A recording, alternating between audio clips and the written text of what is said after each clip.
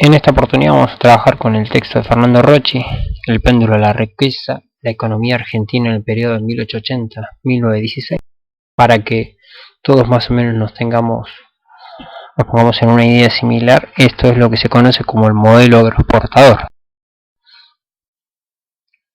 Sí, en principio parte de la idea de cuál no haber sido el impacto que sujetos de la época tienen una mirada pesimista sobre ese éxito económico. ¿Y en qué se basa esa mirada pesimista? En que la economía había llegado demasiado lejos y que la sociedad había cambiado tanto que se había convertido en superficial y ostentosa. Entonces, de ahí en adelante la pregunta será, ¿qué es lo que la convirtió en superficial y ostentosa? Si hay un crecimiento económico entre 1880 y 1916, donde la población llega a triplicarse. Esa triplicación de la población también está vinculada a una economía que se multiplica por 9. O sea, crece en el lapso de 36 años 9 veces. O sea, lo que si se producían 100 vacas, se llegan a producir 900 vacas. ¿Sí? Y por cada millón de vacas hay que pensar que en 36 años se producen 9 millones de vacas. Ese es el nivel de multiplicación de la economía, todo por 9, ¿sí? En un contexto de economía mundial que viene en crecimiento, pero que es más modesto, ¿sí? Argentina crece más rápido en esa coyuntura que Estados Unidos, que Francia y que Gran Bretaña, las que van a ser las tres potencias mundiales. Y Argentina va a mayor velocidad en cuanto a crecimiento económico. No estamos hablando de desarrollo, hablamos de crecimiento. Ese modelo económico es lo que se conoce como desarrollo guiado por las exportaciones de bienes primarios. ¿Qué es este modelo económico? Básicamente se supone que las exportaciones de bienes primarios van a generar hacia adentro un desarrollo. O sea, el propio crecimiento económico, ¿sí? Aquel que se conoce como desarrollo cuantitativo, que estaba en los artículos del bloque anterior, el desarrollo cuantitativo me iba a provocar en un momento, o sea, el crecimiento cuantitativo me iba a provocar en un momento el desarrollo. Esa es la propuesta de este famoso desarrollo guiado por las exportaciones. ¿Cuál es el perfil de estos periodos productivos? Hay un primer periodo muy fuerte que marca este crecimiento, que es la fiebre lanar, que está entre 1840 y 1880, que de algún modo es la faceta previa al texto de Rocchi. De ahí en adelante se observa una diversificación. Eso significa que además de la fiebre lanar se suma una producción importante de cereales, básicamente trigo, pero lo acompañan cebada, lino y varios cereales más. Además de eso, la carne, que puede ser tanto ovina congelada como ganado vacuno en pie. Pero el ganado vacuno en pie durante un buen tiempo tiene cierta resistencia en el mercado europeo por ser el vacuno criollo bastante rústico y de carne dura o de poca grasa.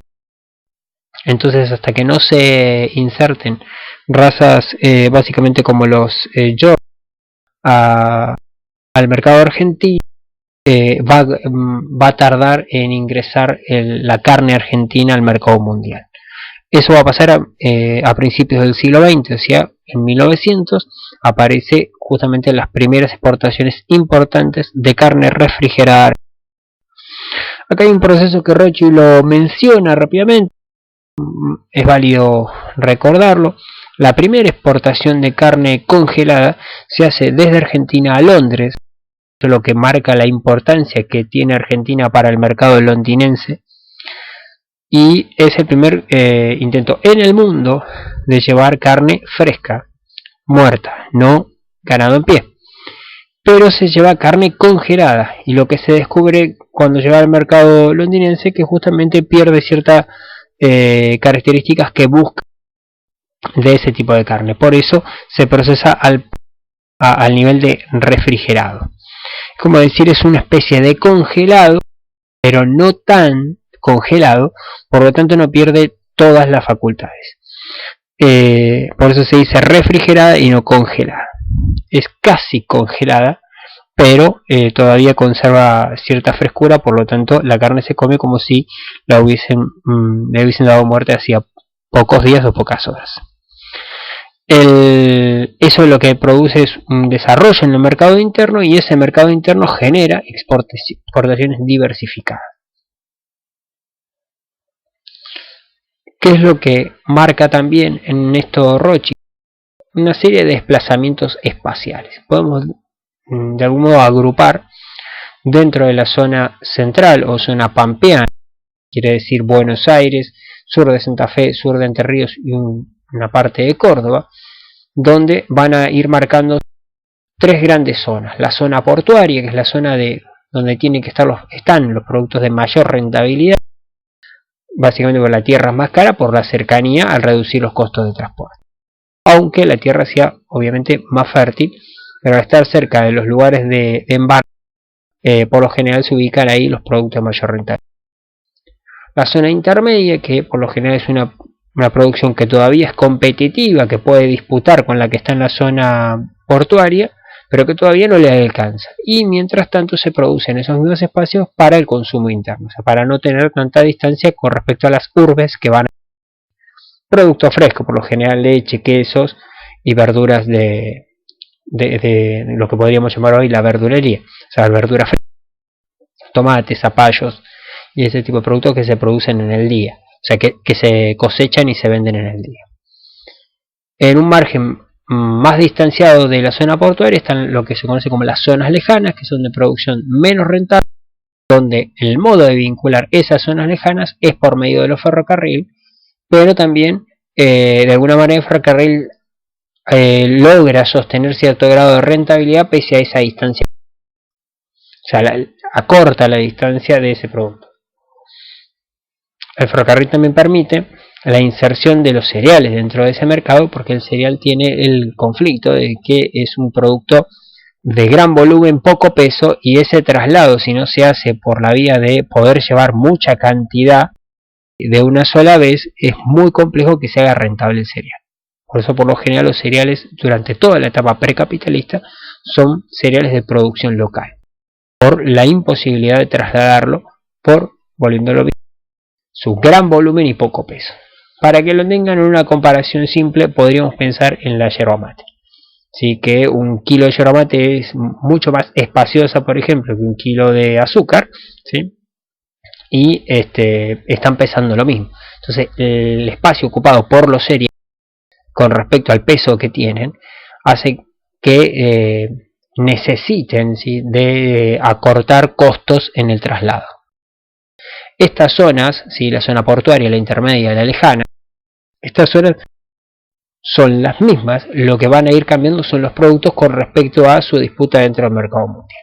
Durante la fiebre lanar, las que van a estar ubicadas cerca de la zona portuaria van a ser las ovejas, o las zonas de esquila, o las zonas de faena de carne ovina, y en la intermedia quizá estén los vacunos, y en las lejanas estén los cereales y otros productos. Mientras que cuando la fiebre lanar empiece a iniciar un proceso de decaimiento y sea la carne enfriada, congelada, vacuna, la que empiece a ser más importante del mercado, empiece a ocupar esa zona portuaria y las ovejas pasen a la zona intermedia o pasen bastante bien a las zonas lejanas, en particular, como hasta hoy, en la Patagonia. Entonces, ese movimiento de los desplazamientos espaciales tiene que ver con esto. No es que haya tres zonas y nada más, sino que dentro de esas zonas van a ir intercambiándose producto o moviéndose del lugar dependiendo de la demanda o la fuerza de la demanda sobre esos bienes y productos. Entonces, lo que también se marca como importante es el grado de la diversificación. Si observamos en ese cuadro que aparece justamente en el artículo, nos vamos a encontrar, por ejemplo, que la lana de 1881 a 1914 tiene una fuerte presencia. ¿Qué pasa? De 30.432, ¿sí?, a 46.968 pesos de recaudación. O sea que ahí podríamos decir que tiene alrededor de un poco más de un 50% de crecimiento. Ese crecimiento, si yo lo miro en 1890, ¿sí?, perdiendo 10 años, la carne refrigerada ovina se triplica, pasa de 1.600 a 4.600. O sea que la cría de las ovejas específicamente está destinada, ¿sí?, con mucha fuerza a la exportación de lana y no a la de carne refrigerada.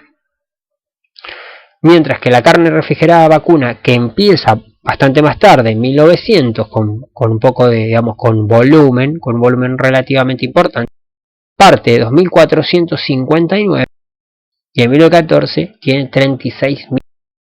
Se ha multiplicado por más de 10 veces. Para que tenga, o sea, en 1910 ya se multiplicó, en 10 años ya se multiplicó por 10 veces. Esa importancia lo que va a marcar no solamente es el crecimiento, sino lo que nos está poniendo en evidencia es la diversificación productiva. O sea, cuando lleguemos a 1914, Argentina tiene una gran producción de lana, una gran producción de carne refrigerada ovina y una gran producción de refrigerada vacuna. Un crecimiento parecido con importancia es el que va a dar justamente el trigo, el maíz y el que van a ir creciendo a velocidades relativamente más lentas o más con más vaivenes, pero sin embargo muestran fuerza dentro de ese conjunto del mercado.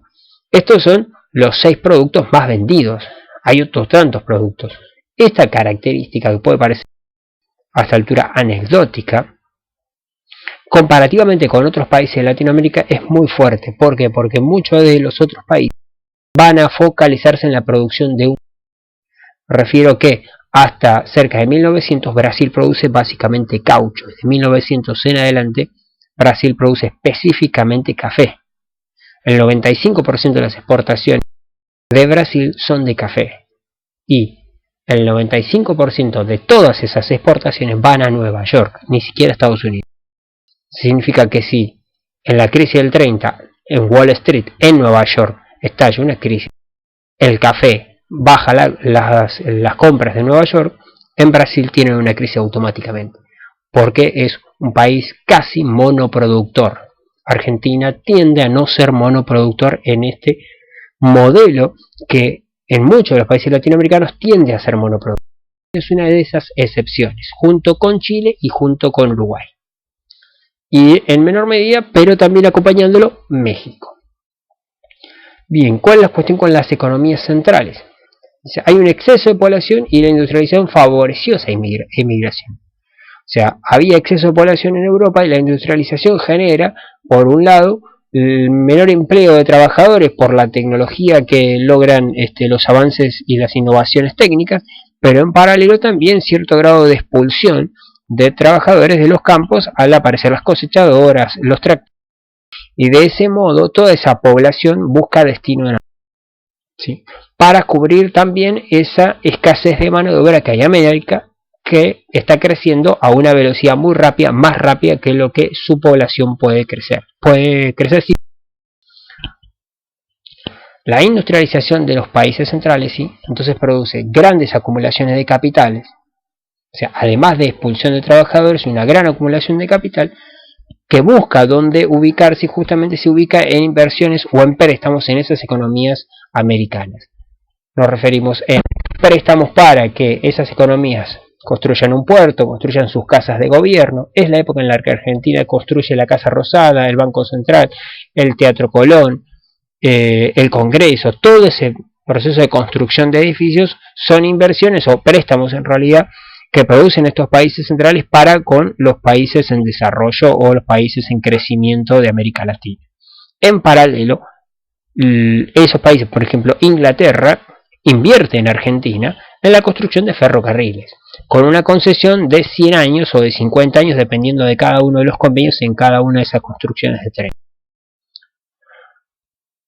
¿Cuál es la situación de Argentina? En principio Argentina carecía de capitales, por lo tanto esas inversiones, ¿sí?, o préstamos le venían muy bien. En particular, carecía también de grandes contingentes poblacionales. Tenía una población concentrada de herencia indígena en el norte argentino, tenía una población relativamente concentrada en el litoral, llámese Santa Fe, Entre Ríos y Buenos Aires, pero que no era una población con una dinámica de crecimiento muy importante. O sea, crecía lentamente como si fuera un país como Francia, como España o como Inglaterra. En paralelo poseía importantes dimensiones de tierra, pero estaban bajo control indígena. Entonces se produce una unidad muy particular en la situación argentina donde se unifica el problema de la frontera, la política militar del Estado Nacional y una política productiva. O sea, la búsqueda de nuevas tierras en la frontera con una política estatal militar. Pero esa mal llamada conquista del desierto, la conquista de la Patagonia, se hace con una inversión de un 50% del Estado de Buenos Aires, no el Estado Nacional, del Estado de Buenos Aires, un 50% de los hacendados de Buenos Aires.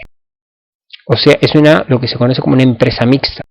Una empresa conquistadora es una empresa mixta, pero la particularidad es que el 90% de las tierras va a ir a manos de los hacendados. O sea, los hacendados ponen el 50% del capital y se quedan con el 90% de las tierras. El 10% el Estado lo va a usar para premios a aquellos soldados que hayan demostrado cierta gallardía en ese plan de asesinato y eliminación de la población indígena. La mano de obra, ¿sí? Entonces se constituyó por la mezcla de la migración interna, hablamos de Santiago del Estero a Buenos Aires, del norte a Buenos Aires, ¿sí? Y por la inmigración de los países europeos, llámese italianos, españoles, franceses, ingleses, que llegaron a nuestro país. En paralelo, el capital invertido buscó seguridad y la mejor rentabilidad posible. Entonces, mientras el gobierno emitía bonos, ¿sí?, para obtener capital, o sea, bonos de deuda, que vendía en Europa y con cierta facilidad debido a que Argentina mostraba características de crecimiento, en paralelo la mayoría de los capitales que llegaban eran capitales británicos y aquellos que compraban los bonos en el mercado europeo eran justamente ahorristas británicos. O sea, la clase media británica compraba bonos argentinos. Entonces la economía pampeana estaba básicamente en la producción, basada en la producción de cereales, ¿sí?, que emergió en principio desde las colonias, pero que esa producción de cereales va a dar un gran salto en las exportaciones con el modelo de estancia mixta.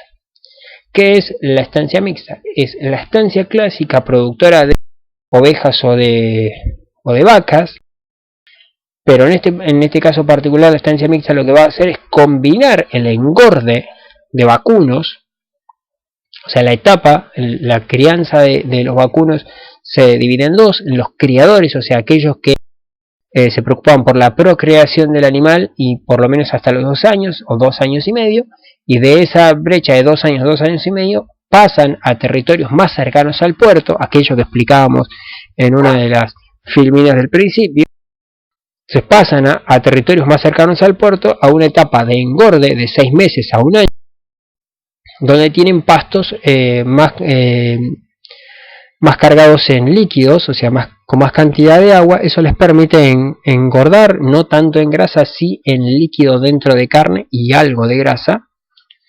Entonces, en esta estancia mixta, el estanciero tiene una parcela dedicada al engorde de este ganado, y tiene una serie de parcelas que ha arrendado, alquilado, ¿sí?, a chacareros. Los chacareros son básicamente empresarios capitalistas en algún término, que lo que hacen es alquilar una parcela de tierra, contratar jornaleros para sembrar o para cosechar, y el producto de esos cereales va a ir derecho a la exportación.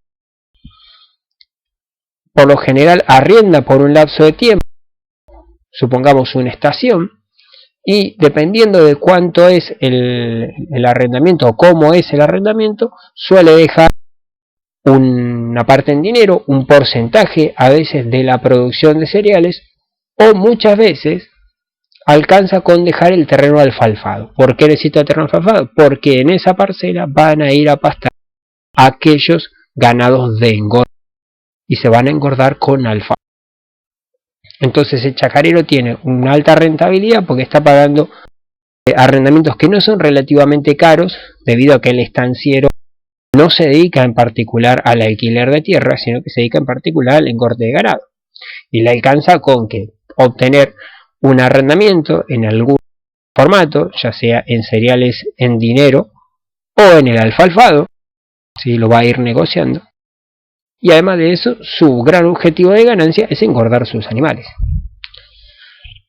Bien, los criadores fueron los menos favorecidos de este sistema. Por lo general los criadores son los que menos ganan, son los que más trabajo tienen, porque son 2 años y medio de criar al animal y preocuparse que en la etapa más vulnerable de enfermedad no se lastimen o no se mueran, y después venderlo al engordador, que es el que va a esperar los mejores precios para poder vender al animal. Por lo tanto, los criadores son los que por lo general ganan menos y están ubicados en zonas más marginales, llámese Tandil, Olavarría, Sierra de la Ventana, lugares más retirados de Buenos Aires. Lo que marca justamente esta aparente funcionalidad tan efectiva de la economía pampeana, el grito del corte, es justamente la demostración de que existen conflictos dentro del sistema y que todo esto no era una primavera donde nadie tenía grandes conflictos. En paralelo se desarrolla una industria. La industria se desarrolla produciendo bienes de consumo local, o sea, bienes simples, nos referimos ya sea arados, algún tipo de ropa, herramientas, o bienes tradicionales, me refiero a un mate, una olla o cosas similares, sillas, mesas, y que tiene que ver básicamente con dos situaciones que favorecen este pequeño desarrollo industrial. Uno, que el Estado, ya lo vamos a ver un poquito más adelante, apunta en la recaudación fiscal a cobrar impuestos a las importaciones. No por una política de desarrollo industrial, sino básicamente para no cobrar impuestos a las exportaciones. O sea, para favorecer las exportaciones, cobra impuestos a las importaciones y nada a las exportaciones. De esa manera, lo que hace es que los productos importados sean más caros al entrar al mercado. Por lo tanto, está protegiendo indirectamente a los pequeños artesanos o industriales locales. En paralelo, esta industria local es favorecida por lo que es el aumento de la demanda. La demanda agregada no es la demanda común de los bienes ordinarios, sino la demanda agregada es la suma de todas esas demandas, común, ordinaria de todos los días, la demanda que genera el Estado y la demanda que genera producción de bienes exportables. ¿Sí? O sea, si yo estoy exportando trigo, necesito producir cada vez más bolsas. Entonces, el crecimiento de la exportación de trigo produce un crecimiento de las bolsas de yute, ¿sí? O las bolsas, o incluso de la reparación de barcos, incluso de la reparación, el mantenimiento de las vías del tren. Todo eso tiene que ver con esa demanda agregada. Y ese aumento de la demanda agregada lo que genera es un aumento de demanda de la industria local. En 1890, o sea, las crisis de 1890, lo que marca es justamente otra vez el conflicto con el mercado mundial y la caída en las exportaciones y un empujón importante para que la industria, al no tener competidores de bienes importados, dé un salto en su productividad o en su producción al poder cubrir con mayor facilidad la demanda local.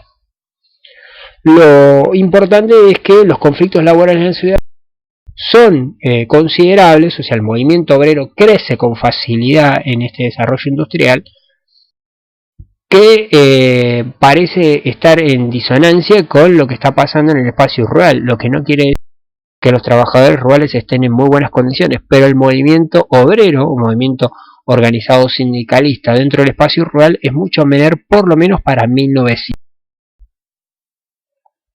¿Cómo se comportan las finanzas y el comercio? En particular, los almacenes de ramos generales lo que hacen es proveer al chacarero tanto de las mercancías que diariamente necesita, o sea, al fiel, proveerlo de dinero para cubrir, por ejemplo, los jornales de los peones, y todo eso lo hace contravalor de lo que va a ser la cosecha. Entonces, por ejemplo, el almacenero de ramos generales le va a proveer de un arado, de ropa, le va a adelantar dinero, todo eso lo va a ir adelantando a costa, ¿sí?, de lo que después levante la cosecha. Entonces, un porcentaje de la cosecha y le va a ir habilitando bienes. Además de eso, estas chacareros locales van a alquilar la maquinaria, las cosechadoras o lo que necesiten. Se lo van a alquilar a empresas locales, o sea, otro espacio donde el cosechero va a perder parte de su ganancia, porque va a tener que ser perjudicado por la usura de los almacenes de ramo general. Va a ser perjudicado por la usura de estas empresas locales que alquilan maquinaria. Además de eso, como no existe un sistema de estibamiento y de distribución en particular de los cereales, van a tener que ser embolsados y lo hace una sola empresa. Entonces las presiones para con esa empresa para que embolse lo más rápido y que la humedad no moje o no dañe el trigo o cualquier otro producto cosechado, va a hacer que esta empresa tenga una actitud oligopólica y tenga sobreprecios injustificados o únicamente justificados por la ausencia de un competidor.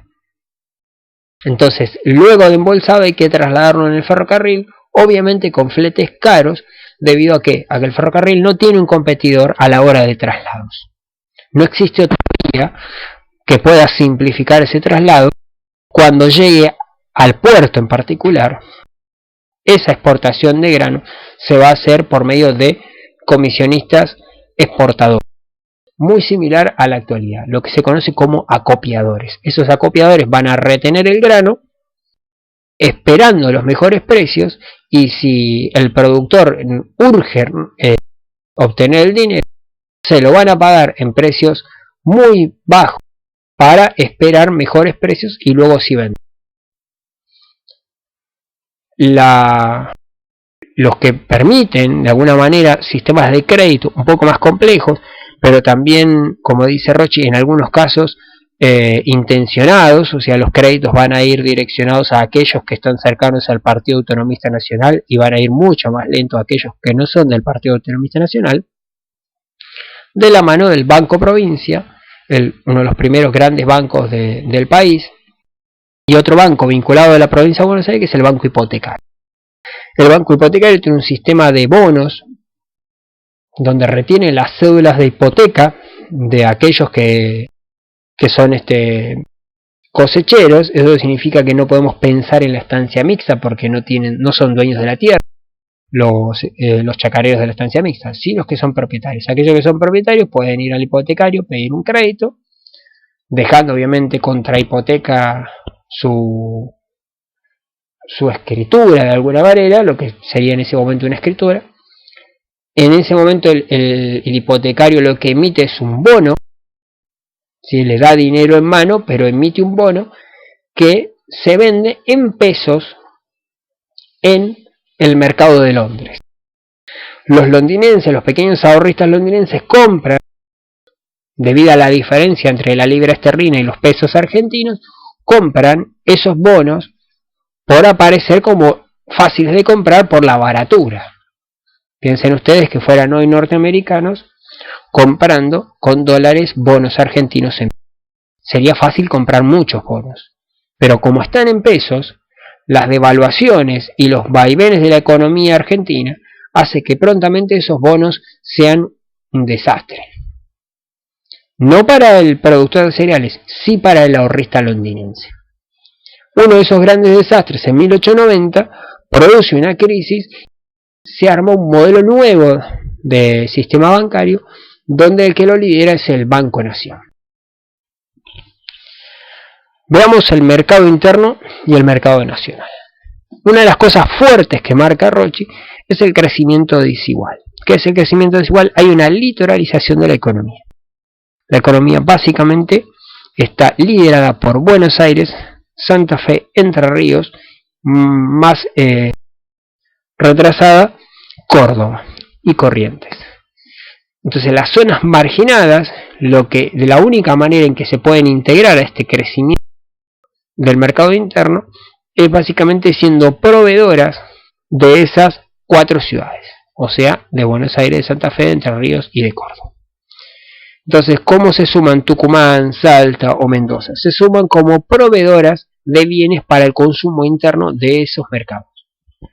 El ejemplo más simple es el azúcar tucumana llegando a Buenos Aires, como hasta el presente. Entonces Tucumán no es un exportador de bienes, básicamente Tucumán es un proveedor de un bien de consumo local en Buenos Aires. Lo mismo va a pasar con los vinos mendocinos. Los vinos mendocinos no son vinos exportables, sino que son vinos que se van a vender en el mercado de Santa Fe, de Buenos Aires. Ese crecimiento de la economía argentina se va a concentrar tanto en 4 provincias que las otras provincias que quedan marginadas de ese enriquecimiento, la única manera de acercarse a ese crecimiento económico va a ser proveyendo a esas 4 economías provinciales.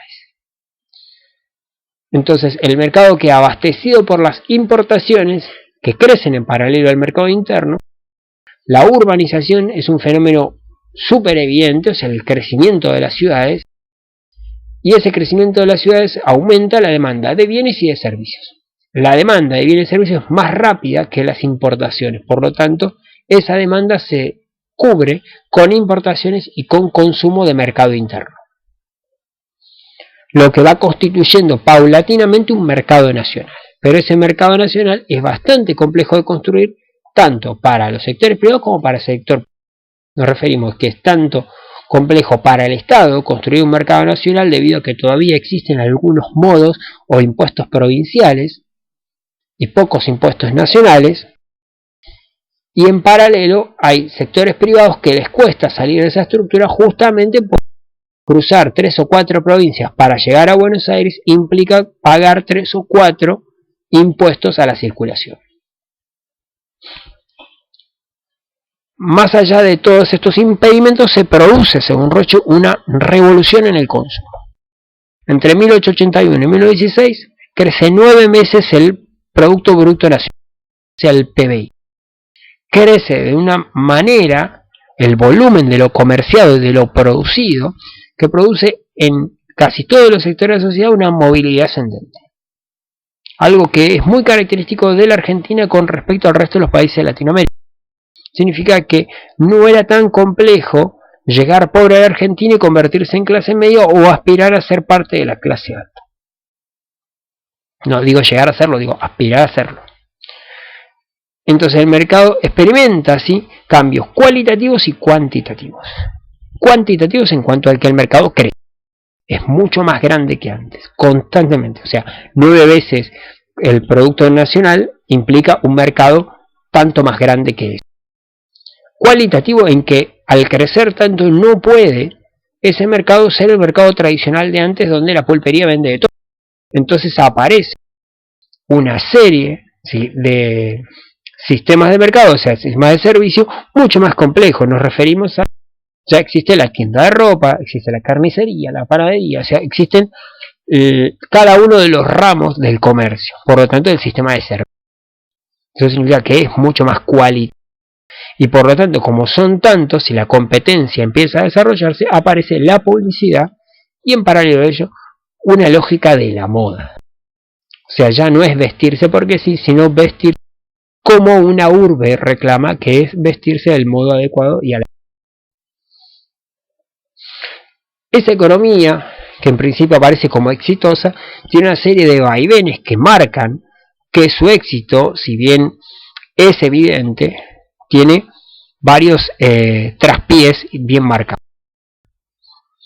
El fuerte apego que tiene con el mercado mundial la hace vulnerable, porque cada vez que existe un problema en el mercado mundial, Argentina tiene un problema en el mercado local. El gran problema es que las importaciones crecen más rápido que las exportaciones.